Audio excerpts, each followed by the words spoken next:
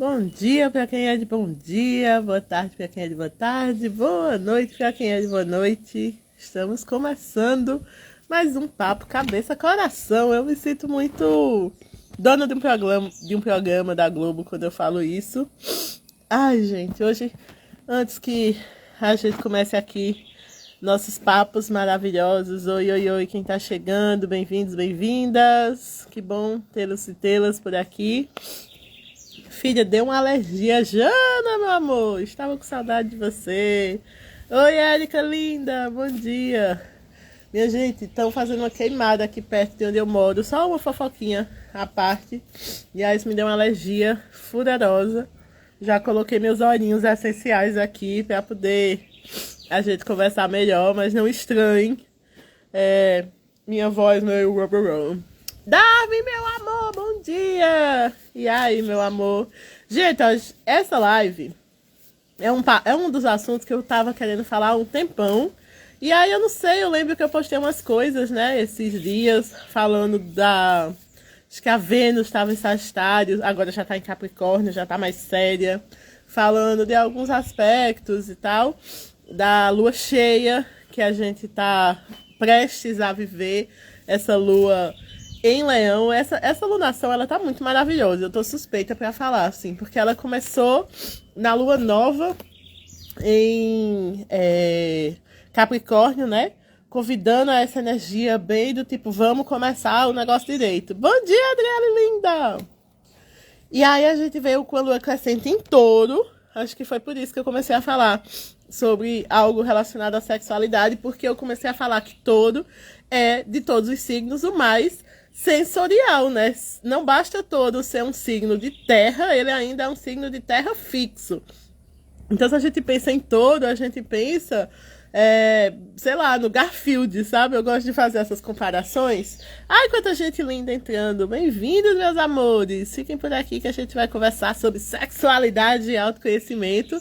Tô só contextualizando de onde veio esse tema, né, na minha cabeça. E aí, eu tava lá falando da lua crescente em Touro e falando do quanto que Touro é um signo sensorial, né? Imagina, além dele ser um signo de terra, ele tem essa energia fixa, né? Então, os taurinos, as taurinas, elas são quem mais precisa de sensação de estar em terra mesmo, assim, do que é material. Então, do toque, do cheiro, do paladar, né? Tudo que é sensorial. E isso está desembocando nesta lua cheia agora em Leão, que eu acho uma combinação assim muito maravilhosa. Eu gosto de falar, quando eu penso em Leão, eu penso na música do Caetano, gente é pra brilhar e não pra morrer de fome. E aí, eu acho que essa combinação, tipo, lua nova em Capricórnio, vamos fazer o negócio acontecer, a primeira lua do ano, vamos fazer tudo arrumadinho, organizado. Lua crescente, né? Vamos expandir na matéria, vamos fazer as coisas vingarem no nosso físico, no nosso corpo, na nossa casa, no que a gente tem de mais genuíno. E agora vamos aparecer com essa lua cheia maravilhosa em Leão. E aí, só para dar um spoiler, né? Quando terminar essa lunação, ela vai terminar numa lua minguante em Escorpião. Então eu tô achando toda essa lunação um presentão, assim, do universo. E aí eu queria começar essa live antes que a gente fosse pontualmente para o assunto da sexualidade e do autoconhecimento, tirando uma cartinha desse oráculo, que é um dos vários oráculos que eu uso, às vezes, nos meus atendimentos, que é deste livrinho aqui, A Deusa Respira, Oráculo da Sexualidade Sagrada. Deixa eu mostrar para vocês. Não sei se vocês conhecem, se alguém conhecer, quiser falar aí. Eu não vou me atrever a falar aqui o nome. Eu vou me atrever. É o Sajiva Hurtado, uma colombiana, na verdade.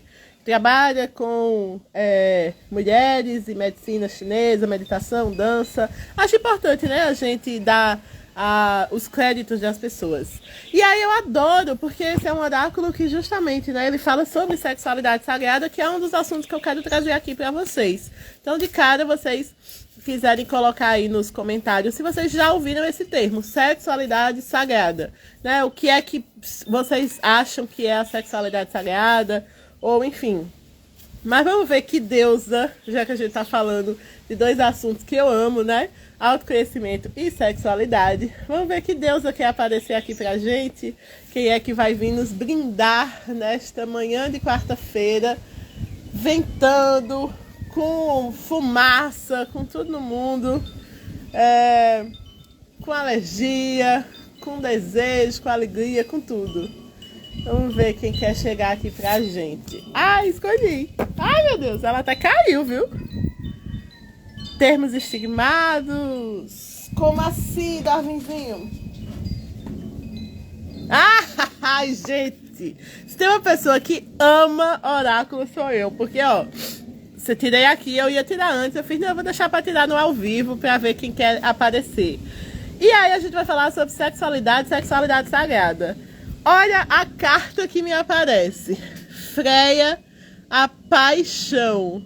E eu vou deixar mesmo aqui essa imagem pra gente olhar pra ela e ser autoexplicativo. Olha isso.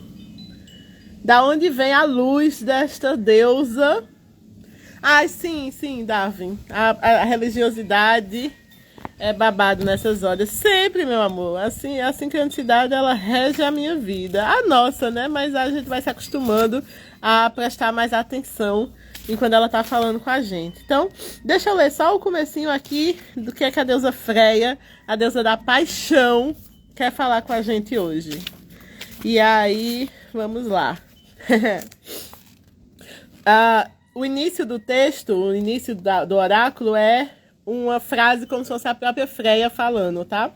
Sinto uma forte conexão com meus impulsos vitais. Reconheço a voz do meu ventre como a voz da minha alma. E me jogo na aventura da vida com paixão. Deusa nórdica do sexo, da atração, da fertilidade e do prazer. Dona de si mesmo e de seus impulsos. Dona de si mesma e de seus impulsos, não depende de homem para que se sinta plena. Freia é uma maga, conhecia os mistérios da sexualidade. Ainda bem que eu tiro o negócio assim, de olho fechado, para vocês não pensarem que eu tô fazendo um combinado, né? De cartas marcadas em cartas de tarô. Ai. Conhecia os mistérios da sexualidade e da magia secreta. Sua independência fazia dela uma aventureira que, transfigurada em diferentes aves, viajava para onde quisesse. Freia alerta para quantas vezes a falta de paixão existe nas nossas ações. Recorda e escuta sua voz interna, se conecta novamente com a intuição do seu ventre. E então, a partir daí, siga em frente, se mova, fale e haja. Para quem chegou depois, eu tirei uma cartinha para começar essa live e saiu a deusa Freia.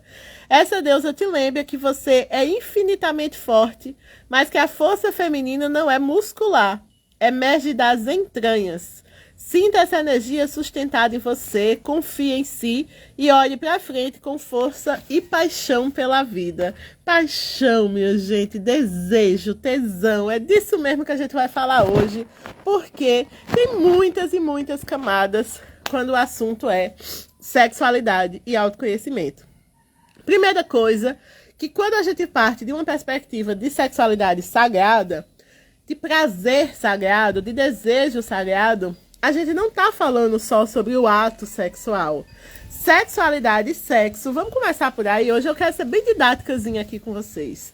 Sexualidade e sexo definitivamente não são sinônimos, nem são a mesma coisa, tá?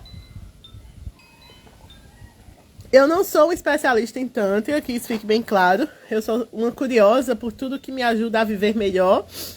E o pouquíssimo que eu sei sobre o Tantra, eu quero falar um pouco aqui para vocês, mas inclusive posso, no final dessa live, indicar alguns perfis de algumas manas que eu conheço que trabalham de maneira muito mais profunda e sistematizada a perspectiva do Tantra.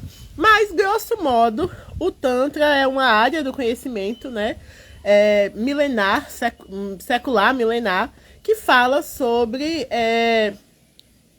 a energia vital que nos rege. Vamos começar por aí.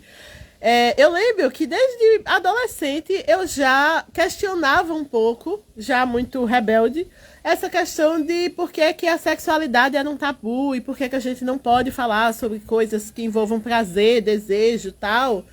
E eu lembro que uma das primeiras coisas que eu falava, quase como... como é que eu posso dizer assim? Um mantra, uma frase repetida mesmo mas todo mundo nasceu de um ato sexual, com exceção das pessoas que nasceram de de uma situação científica lá, sei lá como é que eu falo, agora a palavra me fugiu. Todos nós somos filhos de um orgasmo. Eu espero muito que a minha mãe tenha tido um orgasmo no ato sexual que me trouxe para a Terra, para que ela tenha, né, sido bem feliz e a partir disso ela ter me gerado uma vida.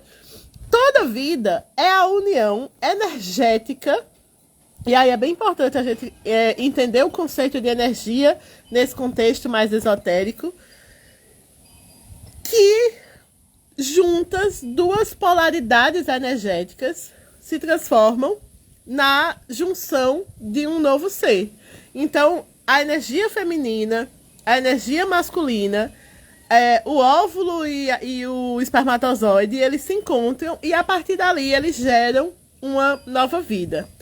Isso hoje em dia é um pouco delicado da gente falar, e eu acho que é importante fazer essa ressalva. Inclusive eu já falei isso em outra live, e é o meu jeito de ver, né? E todo ponto de vista é a vista de um ponto, já diria o filósofo, que para mim isso não necessariamente significa homem e mulher. Hoje a gente tem toda uma discussão sobre arquétipos do que é ser homem e do que é ser mulher, e eu não vou entrar profundamente nesse assunto aqui agora, mas eu acho importante deixar a ressalva que quando eu falo de energia feminina e de energia masculina, não necessariamente eu estou falando de um homem e de uma mulher. A gente tem casos hoje, por exemplo, de homens trans grávidos, né? Só a título de exemplificação. Mas o arquétipo, a energia, o conceito inicial, que vai muito além das nossas convenções sociais, porque a sociedade e as construções sociais foram nos ditando o que era do homem e o que era da mulher. E eu quero deixar isso um pouco de lado, porque eu posso fazer outra live para falar disso. Mas hoje, para a gente falar sobre o que é autoconhecimento associado à sexualidade, é importante a gente lembrar que tudo parte de dois princípios, femininos e masculino, e que, talvez esse seja um ponto muito importante da gente entender, que o que a gente considera na sociedade um homem e uma mulher tem os dois princípios, certo? Então já começa daí. A sexualidade sagrada, ela honra, ela respeita, ela integra o nosso masculino e o nosso feminino que habita em cada um de nós. Então vamos para exemplos práticos, né? Do ponto de vista arquetípico, quando a gente se refere ao feminino, a gente se refere a energias mais yin, né? Lá no desenho do Yin Yang, eu adoro porque eu tenho uma tatuagem que explica, né? Lá no desenho do Yin e do Yang, vocês lembram que tem o círculo preto com um pontinho branco e o círculo branco com um pontinho preto, trazendo exatamente essa sensação, essa percepção de que as coisas elas se misturam, né? Na luz tem a sombra, na sombra tem a luz. E a energia associada ao feminino, a energia yin, ela é uma energia introspecta. Do ponto de vista de astros, está muito mais associado à lua. Veja, a lua ela não tem uma fase só, ela não se apresenta do mesmo jeito todo dia. Diferente do sol, que apareceu, tá brilhando, tá lá. Se tem sol, tá tudo iluminado. Se as nuvens escondem o sol, tá tudo escuro, mas ele não muda, ele é sempre o sol. Então essa é uma energia yang, essa é uma energia muito mais associada ao que está explícito. E aí eu acho interessante, se a gente pensar, inclusive, fisiologicamente, né? No nosso conceito biológico do masculino, o pênis é uma coisa explícita, é uma coisa para fora, né? O órgão genital, ele é solar, no sentido de que ele aparece. Quando a gente pensa na energia yin, na energia feminina, na energia da lua, dessas transições, ela tem muito mais a ver com uma vulva, por exemplo, que é muito mais guardada, misteriosa, né? Eu sempre falo isso, eu acho inclusive isso muito poético. E a gente não fala muito disso porque, ai meu Deus, é tabu. E aí, como Darwin já até falou no início da live, né? A gente tem para o assunto da sexualidade, e agora eu estou falando de uma sexualidade direcionada, eu vou voltar lá para o ponto inicial, mas essa sexualidade específica do desejo, do tesão, do prazer, do sexo, do orgasmo, a gente associa ela muito à questão religiosa, por muitos séculos, né? E aí é como se as religiosidades e as religiões nos tirassem um pouco a liberdade de falar disso de uma maneira mais aberta. E aí começam os nossos paradoxos. Por quê? Quando essa energia introspecta encontra essa energia para fora, essa energia expansiva, e elas se unem e elas formam uma nova vida, é dessa forma que a natureza se manifesta, inclusive, para as suas reproduções, não só humana. As plantas, elas têm, tipo, isso é um assunto que eu falo, inclusive, também no abecedário, né, já aproveitando para fazer o meu merchan. Tem aqui a definição de sexualidade sagrada. E aí as plantas, por exemplo, elas têm uma parte mais introspecta, né, o caduceu e o gineceu, que eles se juntam para polarizar. Algumas flores fazem isso. Os animais todos, enfim. Esse é um princípio da natureza. A natureza, ela tem algo que guarda e tem algo que expande. E quando essas duas energias se encontram, isso gera uma vida.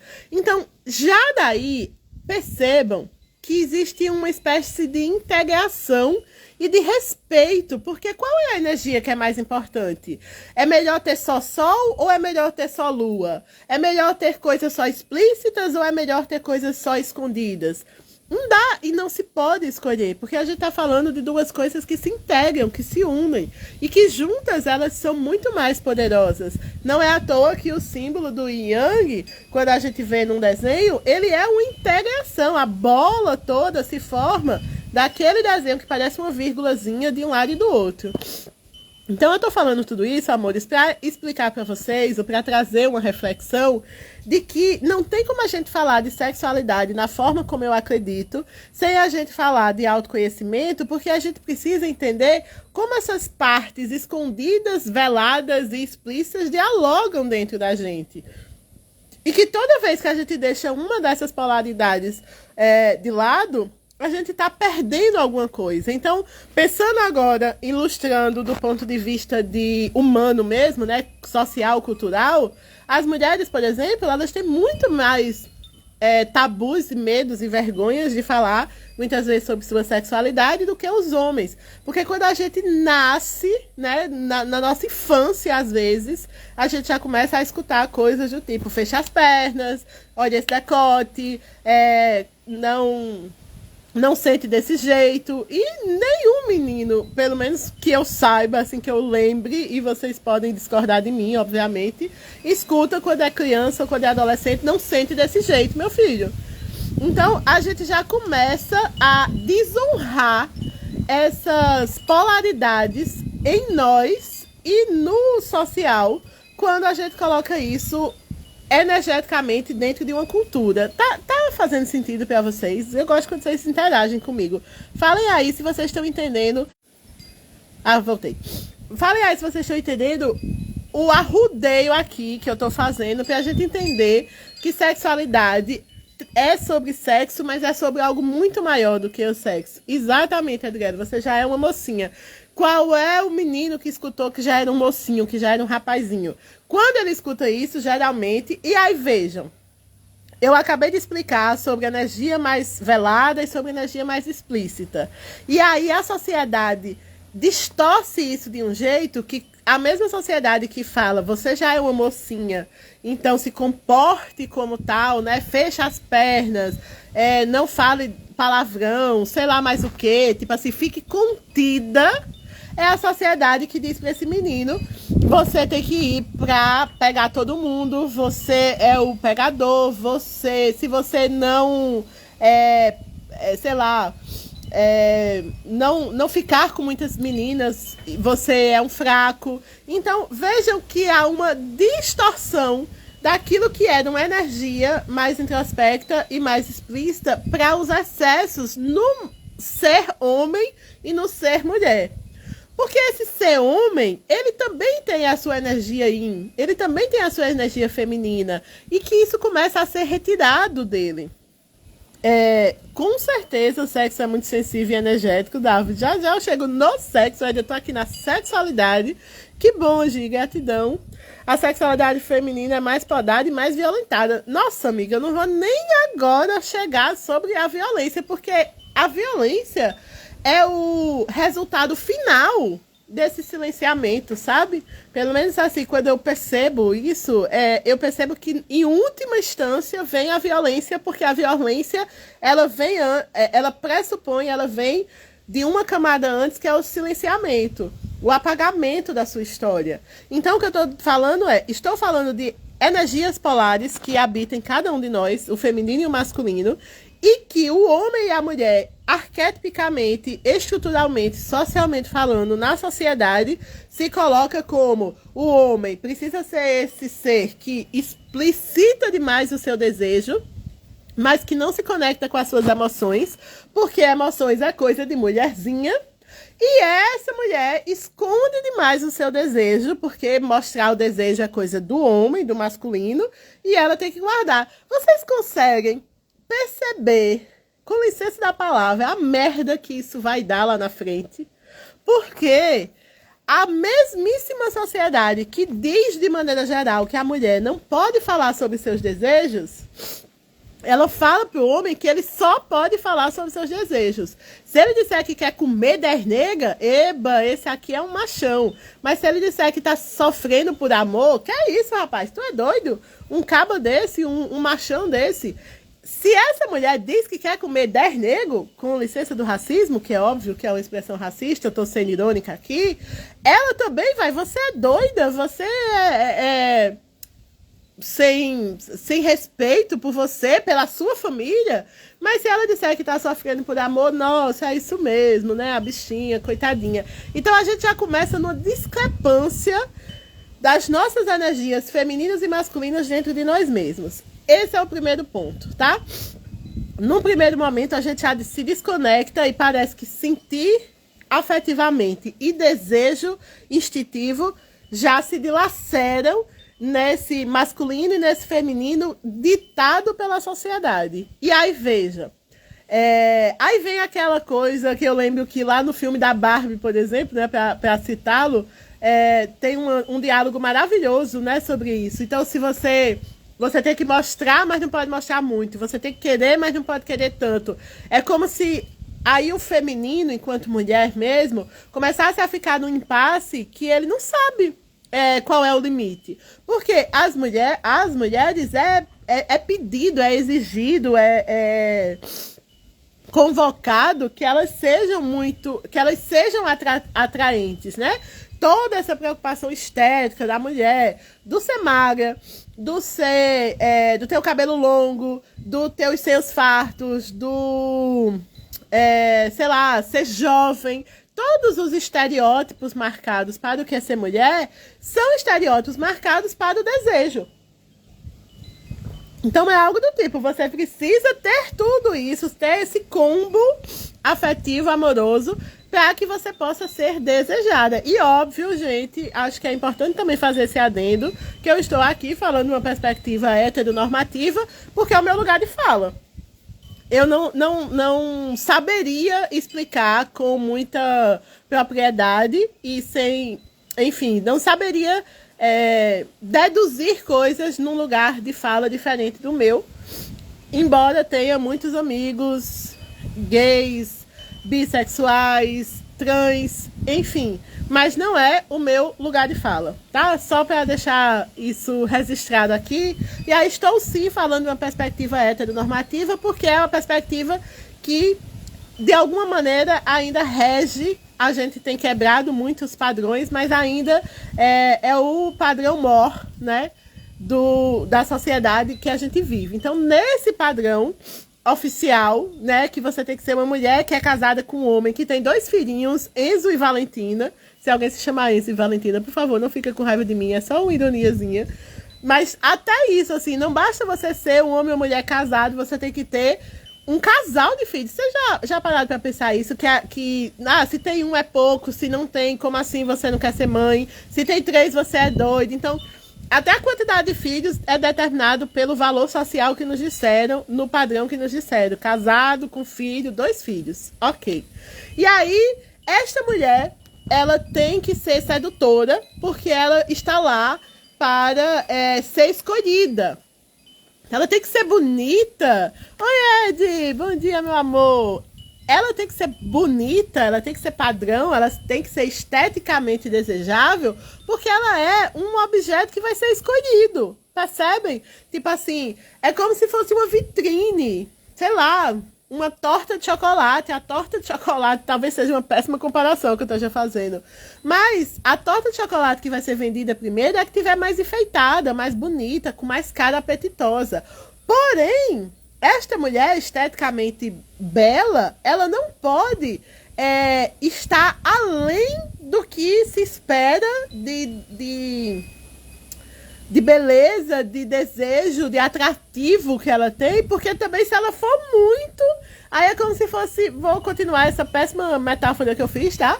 É como se fosse uma torta de chocolate muito doce também. Então é tipo assim, você tem que ser uma torta de chocolate, mas você também não pode ser a torta de chocolate mais doce do mercado. E aí, gente, esses implicamentos, essas misturas de expectativas, elas vão nos tirando a nossa paz, o nosso sossego, o nosso entendimento de quem nós somos. Por isso que isso tudo que eu tô falando tem a ver com autoconhecimento. Porque aí imagina, desde cedo, essa mulher que foi criada para ser escolhida e que, portanto, ela tem que ser atrativa fisicamente, sexualmente, emocionalmente, ela tem que se mostrar, mas não tanto. E essa é uma tensão que vai perpassá-la a vida inteira, né? De tipo assim, nossa, eu tenho que estar gata, mas eu tenho que ter cuidado nesse decote. Eu tenho que estar gostosa, mas eu não posso ser muito gorda. Eu tenho que ter um olhar sensual e o meu cabelo não sei o quê, mas o meu cabelo também não pode ser muito curto. Percebe que isso vai criando um monte de regras, e regras no pior sentido da palavra, que a essa mulher vai sendo destinada a preocupação perene de olhar para a sua estética como definidora do seu desejo. Deixa eu ver aqui o que é que vocês falaram. A hipersexualização dos meninos também gera muitos problemas em relacionamentos gays, obviamente.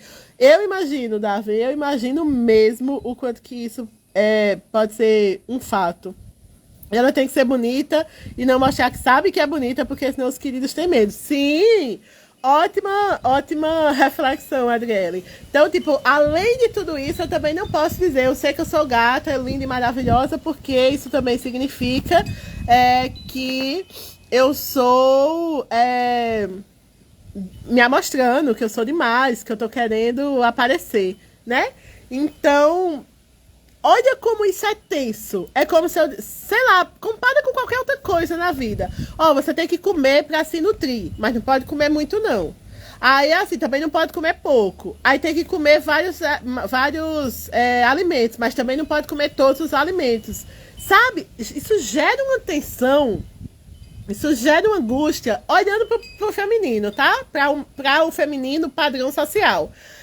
Aí agora olha para esse masculino, porque lembra que eu comecei a live falando sobre energias e que a sexualidade sagrada é sobre a integração dessas energias. Eu já confesso a vocês que eu já fui aquela mulher de ficar aqui falando só das dores do feminino, porque é muito revoltante, eu acho que a palavra é essa. Quando em algum momento da vida a gente se toca o quanto que a gente é oprimida mesmo pela sociedade, é muito natural que a gente se sinta revoltada. Porém, eu acho que eu já passei da camada da revolta e hoje em dia eu também olho para isso e faço certo. Isso aqui é verdade, a sociedade quis me colocar nesse padrão impossível. Eu perdi um tempo da minha vida acreditando que era isso. Muitas mulheres ainda perdem muito tempo das suas vidas pensando que é isso. Muitas vezes eu sou julgada por mulheres por agir de uma maneira diferente do que teoricamente a sociedade espera de mim. Então isso tudo é muito revoltante. Só que se eu ficar só na revolta, a revolta ela não cura. A revolta, na minha opinião, hoje, ela é um alicerce, um pulo para um próximo lugar, Que é tipo, agora que eu já reconheço isso, e isso até me incomoda, o que é que eu faço com esse incômodo? E aí eu tô dizendo isso porque quando eu olho pro masculino, eu também não acho que esse masculino tá feliz, não. Eu também não acho que esse masculino, enquanto homem mesmo, aqui falando de padrão, né, heteronormativo de novo, que esse homem, que esse ser do sexo masculino, ele tá legal, não. Ele só sofre outras dores. Mas ele também... Porque, gente, não vai ser feliz uma pessoa que escutou desde a infância que ela não pode chorar. Que é fraqueza demonstrar seus afetos. Que ele vai ser corno, que ele vai ser traído nessa visão extremamente preconceituosa se ele for um cara bonzinho. Então, como é que esse homem ele vai se conectar com o seu feminino sagrado dentro dele, com a sua afetividade, com a sua amorosidade, se tudo diz para ele que isso é ser fraco, é ser permissivo e inclusive, sofrer como uma mulher sofreria. Porque esse também é um estalo, sabe? Quando você começa a perceber que tudo que é considerado socialmente frágil tem a ver com o feminino, né? Porque, tipo assim, chorar, a mulher que chora, ou se o homem tá chorando é coisa de mulherzinha. Inclusive isso no próprio universo homossexual, né? Muitas vezes a homofobia, ela parte de um machismo prévio. Porque se eu estou associando coisas pejorativas ao ser masculino, porque ele está parecendo com uma mulher, antes de ter a ver com o fato de ele ser gay, tem a ver com o fato dele parecer com uma mulher, sabe? Então, tipo, você é tão... amostrado, você é tão preocupado com a sua estética como uma mulher. Ruim isso, né? Você chora e você é sensível como uma mulher. Ruim isso. Você se expressa de uma maneira muito amorosinha, muito cutu-cutu, como uma mulher. E aí a gente vai associando. Olha que doido, minha gente.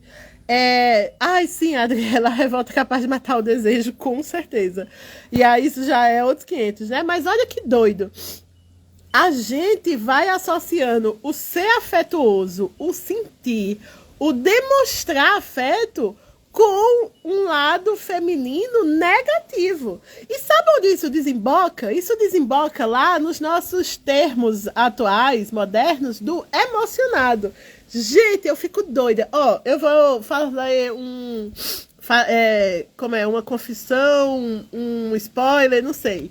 Eu só vou deixar registrado nessa live, é uma coisa que alguns amigos já sabem, que o meu próximo livro, que eu quero publicar esse ano ainda, ele vai ser sobre relacionamentos. Relacionamento de você consigo mesmo e você com o outro.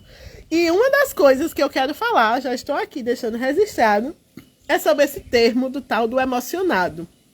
Porque a gente chegou num nível, na minha humilde opinião, de doença emocional coletiva, em que demonstrar afeto é considerado uma coisa pejorativa. Eu vou dizer de novo, porque talvez isso possa te ajudar a pensar sobre isso, se você é uma dessas pessoas que repete que, tipo, esse povo é muito emocionado, pelo amor de Deus.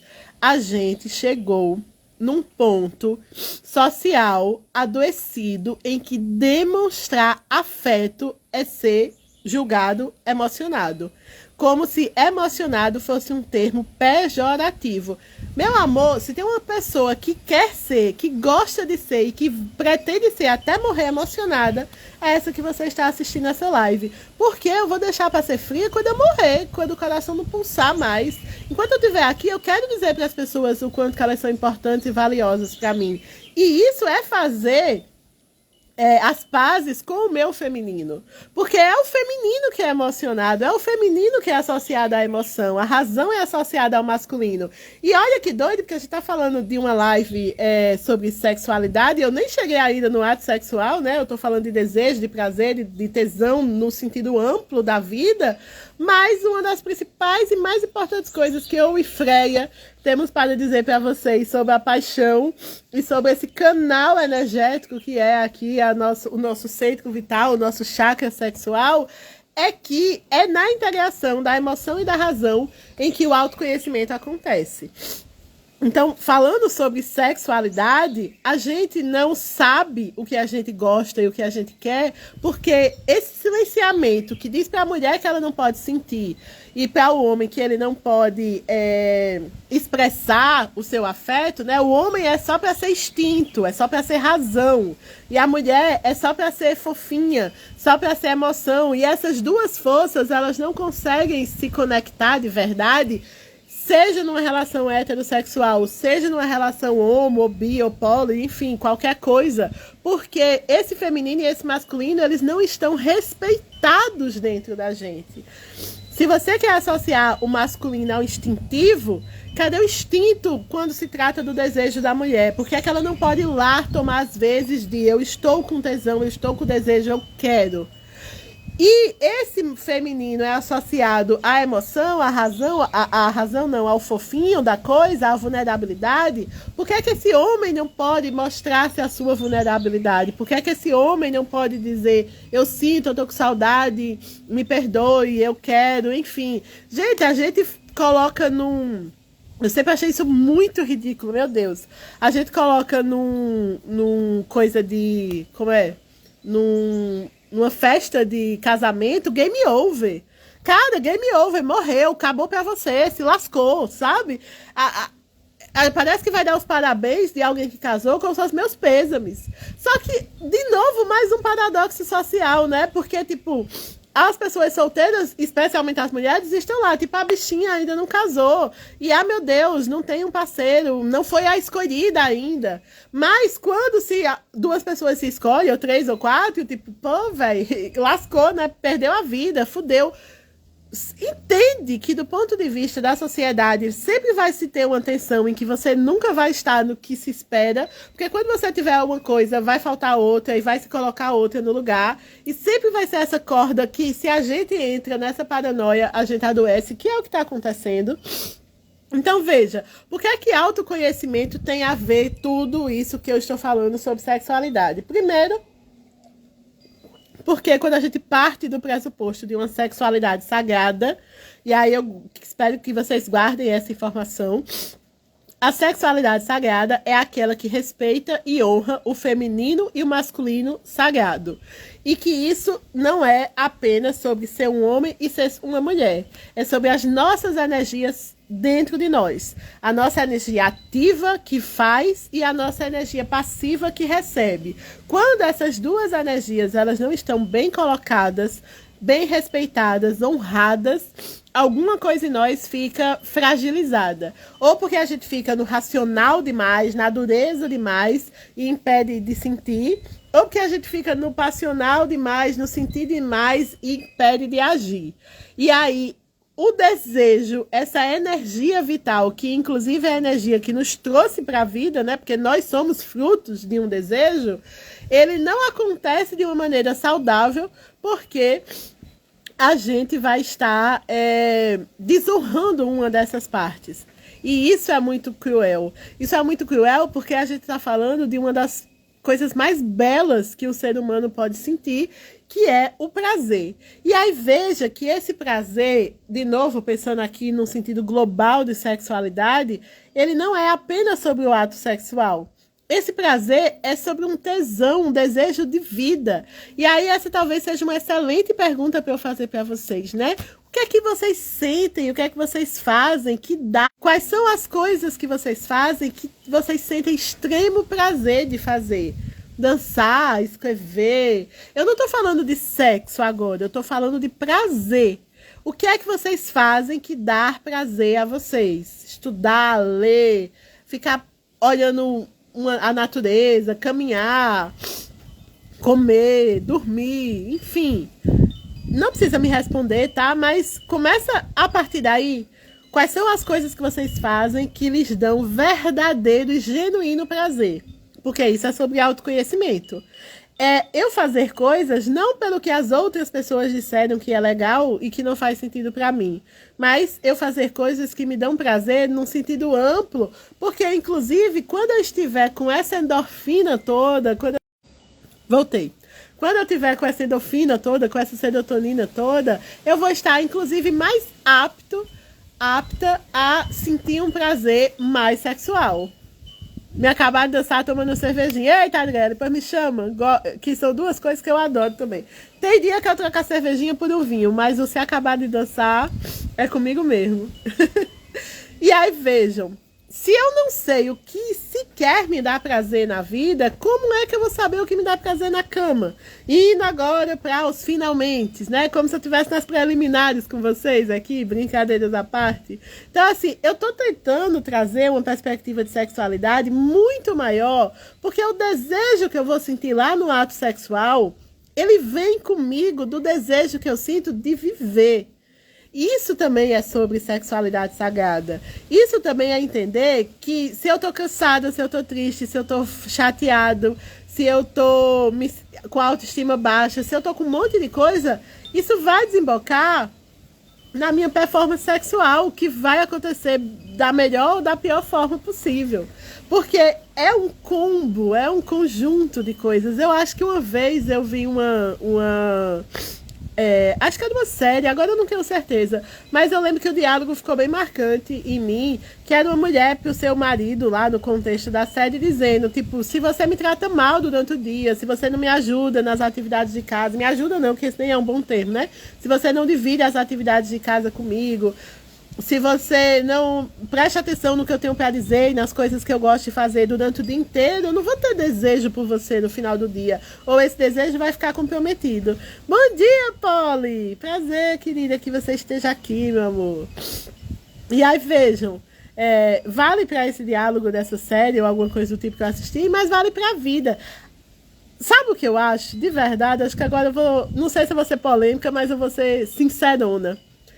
Que a gente fala muito mais de sexo por convenção social do que por a gente realmente sentir esse prazer todo. Porque muitas vezes eu vejo, e aí eu vou falar tanto de homens quanto de mulheres, óbvio que eu tô falando da minha bolha, mas pessoas que eu atendo, pessoas que eu convivo, pessoas que eu já me relacionei, que falam do tesão, esse tesão tradicional mesmo, esse sexo rasgado, tipo, vou fazer e acontecer, porque na fala, no discurso, é isso que todo mundo faz. Gente, eu vou inclusive botar mais lenha na fogueira, né? Porque eu vou me empolgando nesse assunto. O que é ser bom de cama? Falando no sentido safado mesmo do termo, né? Porque eu às vezes até tiro onda com isso. Ah, Samara, você é boa de cama? Sou ótima. Você me bota lá, eu durmo a noite inteira. Eu sou excelente de cama. Mas, tirando a piadinha sagita, o que é ser bom de cama? Ah, eu faço e aconteço. Com qual corpo? Com qual intimidade? De que maneira? Em que dia? Porque eu não sou a mesma Samara nos meus 28 dias de ciclo. Você, homem, não é o mesmo homem no inverno, no verão, no outono, na primavera. Eu não sou a mesma pessoa de manhã e de tarde. Eu não sou a mesma pessoa antes de ter uma raiva e antes de ter uma alegria. Eu não sou a mesma pessoa preocupada porque tem que pagar meus boletos e relaxada porque já entreguei o meu artigo do TCC.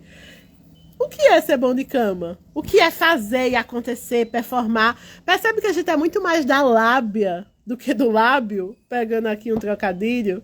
A gente tem um prazer, e aí pensando de novo, né, o homem principalmente, que vai fazer e acontecer, aí vou eu e minhas amigas héteras conversarem, tipo, o que é que ele fez e aconteceu, amada? E aí, veja, isso aqui que eu tô fazendo é uma provocação, mas não é uma crítica à performance sexual em si. É uma reflexão sobre o quanto que a gente compra o discurso pronto, sabe? E o quanto, vou repetir de novo essa expressão, o quanto que a gente não tá feliz com isso. Porque, inclusive, essa é uma frase que eu repito muito quando eu tenho desilusões amorosas ou decepções afetivas, que óbvio que acontece também. Inclusive, aconteceu recentemente. E eu estava conversando, né, com meus amigos, com as minhas amigas, e essa é uma frase que eu repito para um caramba, que é: eu não queria estar do lado de quem me sacaneou. Eu não queria ser igual a quem me sacaneia. Eu não queria entrar na mesma energia e na mesma sintonia, porque isso é dar poder para o outro, sabe? E aí a gente vai achando que ser emocionado é ser bobo, é ser frágil, é ser vulnerável, e a gente vai fingindo que a gente é o durão, eu faço, aconteço, eu pego, mas não me apego. Eu não queria estar do lado desse lado da história, né? Na época política a gente não falou muito sobre isso, né? De que lado da história você queria estar, qual é a história que você quer contar. Eu trago essa provocação também nas relações amorosas sexuais agora. De que lado da história você quer estar? Você quer ser mesmo, de verdade, o eu pego e não me apego? Ou você está só reproduzindo algo que, no fundo... Esses dias eu tive um papo bem interessante com um amigo, que é quase um crush, que a gente tá decidindo ainda se é, inclusive beijos, fulano... Não, brincadeira. Mas eu tava falando que quando eu voltei de viagem, eu tava achando um pouco estranho, eu que passei tantos dias na estrada com tantas pessoas, voltar para casa e tá no contexto mais sozinha, tava me deixando um pouco inquieta, né? E aí ele falou assim, você tá carente, né? E aí eu obviamente fui problematizar, né? E aí depois conversando com uma amiga também levei essa reflexão. Gente, vocês realmente acham que quando a gente quer um abraço, um beijo e qualquer coisa do tipo, a gente tá carente ou a gente só tá desejando algo que é natural ao ser humano? Porque, vejam, não é que a carência não existe, que ela pode, inclusive, ser perigosa ou uma oportunidade, né? Tudo depende de como a gente usa. Mas a carência, na minha opinião, ela se trata de você querer qualquer companhia, de qualquer jeito, por qualquer motivo. Tipo, tô com fome, alguém me deu o que comer, não importa o que seja, que eu tô morrendo de fome. Mas... eu dizer, nossa, gente, eu queria tanto um abraço hoje, eu queria tanto estar agarradinha aqui assistindo um filme, isso não é carência, pelo menos não da forma que eu penso, porque isso é a mesma coisa de eu dizer que eu tô com sede depois que eu caminhei, ou que eu tô querendo tomar um banho para dar uma relaxada, ou que ler me agrada. Se eu disser que eu quero tomar um banho depois de uma caminhada, você vai dizer, ai, menina, tu tá gastando a água do mundo todo, tu sabe? Eu tô querendo fazer umas metáforas, umas comparações, pra gente perceber que a gente chegou nesse nível de que a gente tem que ser tão rígido, tão masculino, tão patriarcal, tão racional, que dizer, eu queria um abraço, uma conchinha, um beijo, um chamego, é ser carente. Que dizer, eu gosto de você, eu sinto sua falta, eu tenho vontade de ficar mais perto de você, é ser emocionado. E aí eu vou perguntar de novo isso para vocês, meus amores, para onde isso está nos levando? Para onde a gente está indo sem a nossa paixão, sem o nosso desejo, sem o nosso encantamento, sem a nossa poesia, para onde a gente está indo? Porque se vocês estão vivendo o mesmo mundo que eu, a gente está indo para a depressão, a gente está indo para o suicídio, a gente está indo para o sentimento de não pertencimento, a gente está indo para a sensação de desimportância, de que minhas dores não têm nada a ver com ninguém, e só eu sei de mim, e só eu sofro, e eu não tenho mais vínculos. A gente está vindo para o desvínculo. Olha que perigoso é uma raça que tudo que conseguiu de melhor na vida, conseguiu porque estava em coletivo. Porque as maiores descobertas e as maiores, os maiores escalas, como é que eu posso dizer? As maiores evoluções sociais do ser humano se deu em coletividade. E eu estou falando tanto família, quanto tribo, aldeia, grupos sociais, ONGs, enfim, como você prefira chamar. E aí a gente tá... Nossa, me deu um estalo aqui. Eu acho que esse pode ser, inclusive, um bom título para um texto, né? Agora a gente é a sociedade do desvínculo. Do eu pego, mas não me apego, né? Como a Edi está falando, é tão pobre, tão pequeno. Esse adoecimento, ele é um adoecimento do desvínculo.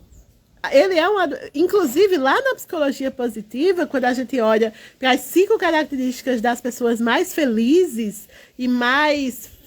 em florescimento, no sentido de evolução, de melhoria social. Ontem ainda eu estava conversando com uma amiga e estava falando, né, do FIB, que é uma nova maneira de olhar a qualidade de vida dos países. No lugar de ser o PIB, né, o Produto Interno Bruto, desde 2000, a psicologia positiva criou esse termo da felicidade interna bruta.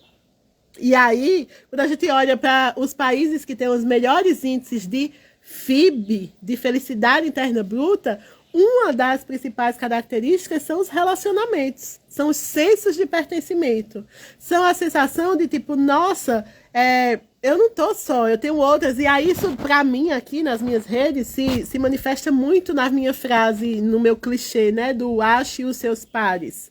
Enquanto eu andava com pessoas, ou me relacionava com pessoas que não respeitavam o meu jeito de ser, eu tava me sentindo muito errada na vida. E eu acredito que todo mundo aqui já viveu essa sensação, né? De que, nossa, quer dizer que do jeito que eu sinto, do jeito que eu sou, do jeito que eu vivo é um absurdo? É um absurdo se você estiver andando com a galera errada. Porque imagina a Adriana que falou que gosta de dançar e de tomar sua cervejinha com uma pessoa que não gosta de beber e não gosta de dançar. Para a pessoa que não gosta de beber e não gosta de dançar, a Adriana tá vivendo muito errado. Mas se botar eu e a Adriana num samba, meu amor, não vai dar para ninguém. Entende? Então ache os seus pares. Quando eu falo essa frase aqui, gente, eu falo num lugar muito maior do que só a sexualidade padrão, tradicional, o sexo como ato final. O sexo, assim como... Vou fazer uma comparação meio esdrúxula, mas hoje eu tô cheia de comparações esdrúxulas. Assim como a doença, ele é o fim da jornada. Sabe quando seu corpo adoece? Ele já lhe deu 300 sinais que ele ia adoecer. Você já fez 300 mil coisas que levavam ele ao adoecimento. Então, tipo, a gripe, no final... ela é só a falta de vitamina C, que é o sistema imunológico baixo, que é como você se alimentou, blá, blá, blá, blá. Então, o sexo, o ato sexual final, duas pessoas peladas se pegando numa cama, é o fim da jornada. E a gente tá pulando. E aí sim, muitas vezes por carência, mas uma carência que não se supre aqui no final, porque as camadas que levam isso aqui a ser incrivelmente maravilhoso, a gente está considerando emocionado. A gente está dizendo que não faz sentido, que é bobo, porque a gente pega, mas não se apega. E aí parece que a gente vai só trocando o avatar, porque não são mais pessoas, né? São personagens, que vai só chegando aqui nesse finzinho e a gente joga. E chega, e joga, e chega, e joga. E repito, a gente está feliz com isso? Eu não queria ser, repito, a pessoa que me sacaneia. Eu não... É lógico que, humanamente falando, eu sinto e lamento, né? Estou suscetível, como qualquer mulher, como qualquer ser humano da Terra, a passar por dores emocionais, mas tenho hoje ferramentas o suficiente para lidar com elas. E quando isso acontece, né? Uma decepção, uma desilusão, uma frustração, eu acho que essa é uma boa palavra, afetiva, amorosa, sexual... eu não olho para aquela pessoa que teoricamente me sacaneou e digo, nossa, você é igual. Eu falo, que pena. Que pena que essa pessoa está tão adoecida que é isso que ela tem para me dar. Que ela consegue criar toda uma situação que parecia que ela tinha coisas valiosas para me dar e que talvez ela nem sustente isso. Porque quando uma pessoa é muito verdadeira, né, no que ela sente, e quando ela não tem mais medo de se vulnerabilizar, ela se torna uma pessoa muito perigosa. Porque como se manipula alguém que não vai manipular junto? Como se joga com uma pessoa que não quer jogar? E aí, quando você entra nesse estado de força e de poder dentro da sua vulnerabilidade, esse é o autoconhecimento mais genuíno. Então, vou de novo, inclusive, trazer um exemplo assim, bem rasgado para vocês. É muito... não sei se a palavra é divertido, mas eu vou dizer essa por falta de uma palavra melhor. Quando eu estou num contexto afetivo sexual com uma pessoa, que a pessoa me pergunta assim, mas você gozou? E aí eu falo, não. E a pessoa fica olhando assim, os caras, né, fica, como assim não? Ai, como eu me exponho. Mas é porque eu sempre falo que o meu objeto de trabalho maior sou eu mesmo, né? Quando o cara fala, nunca nenhuma mulher disse que não tinha gozado comigo. Eu fiz, talvez nunca nenhuma tenha sido sincera com você. Talvez nenhuma mulher tenha conseguido expressar, porque nos silenciaram. A gente finge orgasmo enquanto mulheres, né? Enquanto sociedade, enquanto grupo social. Porque imagina, a gente ouviu a vida inteira que se a gente não for escolhida, a gente é renegada. A gente está lá para ser escolhida. Como é que a gente vai ser honesto e dizer o que a gente gosta se a gente está só para o papel da passividade? Então, É preciso a gente recuperar as nossas integrações do nosso feminino e do nosso masculino sagrado para a gente se respeitar, para a gente se honrar, para a gente se conhecer e aí, inclusive, a gente saber o que a gente realmente gosta e o que a gente realmente quer e o que realmente dá prazer na cama e fora dela. Porque, olha, eu não vou, óbvio, né, ficar aqui me expondo demais, porque a galera já acha que eu me exponho muito, mas é porque eu não tenho papas nas línguas, eu não tenho medo de falar sobre as coisas. Hoje eu tenho idade e maturidade suficiente para saber o que eu gosto, inclusive na cama, inclusive sexualmente falando. E já teve muita coisa que eu achava que eu gostava porque eu não tinha mensurado ainda, porque eu não tinha escolhido. Entende? E aí as nossas referências silenciadas, as nossas referências objetificadas e as nossas referências padronizadas por uma sociedade doente, elas não vão ser as melhores. E aí a gente acha que aquilo tem que ser... Eu agora perguntei para vocês, né? O que é ser bom de cama? Porque quando a gente fala que alguém é bom de cama, parece que essa pessoa é uma máquina. Só que cada corpo tem um funcionamento. E se eu não sei como o meu corpo funciona, o que ele gosta, se eu não experimento, aí vou inclusive jogar essa provocaçãozinha também aqui para vocês. Como é que você sabe que você gosta ou não gosta de uma coisa como se você não experimenta? É tipo comida mesmo, né? Que você olha, eu não gosto de beterraba. Você já comeu beterraba? Não, mas eu não gosto. Então, assim... Lógico que tem coisas que você já de cara percebe que não é sua praia e tá tudo certo. Mas tem muita coisa dentro do sexo. E quando eu tô falando isso, eu não tô falando de coisas safadas da sua cabeça que tá condicionada ao erotismo vulgar, padrão, sabe? Tipo, tem que ser assim, pegar aqui e acolá. Gente, às vezes o seu lugar mais erótico, que lhe dá mais tesão, é a palma da sua mão e você não sabe ainda. Às vezes... uma zona erógena no seu corpo que você faz, meu Deus, que delícia, é por trás do seu joelho e você não sabe ainda. Às vezes, o beijo que vai lhe enlouquecer é só 2 lábiozinhos se tocando e a respiração. Gente, sério, vocês já experimentaram num contexto afetivo sexual, quando as respirações, elas se... como é que eu posso dizer? Elas se conectam. Um tá respirando, tipo, um tá... puxando o ar do outro, e quando solta, o outro sente o cheiro do outro. Isso é uma coisa, pra mim, extremamente sensual, extremamente erótica, mas ainda quando isso acontece espontaneamente, quando eu tô pertinho aqui, nariz com nariz, e eu respiro, eu tô sentindo a expiração do outro. Eu solto e ele sente a minha expiração. Nossa, isso é muito, pra mim, isso mesmo, me dá muito tesão. E aí, veja, eu não tô falando do óbvio. O óbvio e o autoconhecimento, eles não caminham juntos. Para que eu saiba o que é verdadeiramente desejoso para mim, prazeroso para mim, agradável para mim, seja no ato sexual em si, ou seja, na vida, não é no óbvio que vai estar a resposta, porque o óbvio é o que já me condicionaram. O óbvio é o que já disseram que tem que ser assim. E o que eu estou convidando vocês hoje é a gente olhar para o não óbvio. É para a gente olhar para aquilo que é tão nosso que a gente vai descobrindo na jornada. E aí, a palavra-chave disso, do nosso papo cabeça-coração de hoje é o que é que nos dá prazer na vida. Porque uma pessoa que não esteja com prazer na vida, ela dificilmente, para não dizer impossivelmente, vai ter prazer no ato sexual, na cama, nos finalmente. Lembre aqui do percurso, isso aqui é o final, isso aqui é a cereja do bolo. Eu venho com prazer lá do meu samba, eu venho com cervejinha, eu venho com prazer lá da minha casa arrumada, eu venho com prazer lá do meu livro que eu terminei de ler, da série que eu terminei de assistir, eu venho com prazer do papo cabeça, massa, cheio de ideias que eu tive com meu parceiro, com a minha parceira. Então esses prazeres todos desembocam num desejo sexual verdadeiro, gostoso e cheio de paixão, como a Freia veio nos dizer hoje no início desse papo. Então, espero que tenha ressoado. Né? Eu comecei falando para vocês que sexualidade sagrada, só para a gente ir fazendo aquele momento bem professora, né? Que eu vou concluindo, resumindo as ideias. Eu comecei falando para vocês que a sexualidade sagrada, ela é uma integração dos arquétipos do feminino e do masculino dentro de nós, que eles não se separam por eu ser homem nem por eu ser mulher.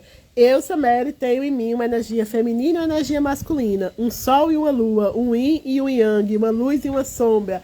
Algo que é passivo e recebe, algo que é ativo e doa. E nesse equilíbrio entre dar e receber é que está o meu desejo mais genuíno. Que se eu me convenço do que a sociedade fala, de que eu tenho que, enquanto mulher, ser sempre receptiva e caladinha, ou que, enquanto homem, eu sempre tenho que ir atrás e fazer acontecer, essas coisas, elas nos adoecem, elas nos entristecem, elas nos enfraquecem.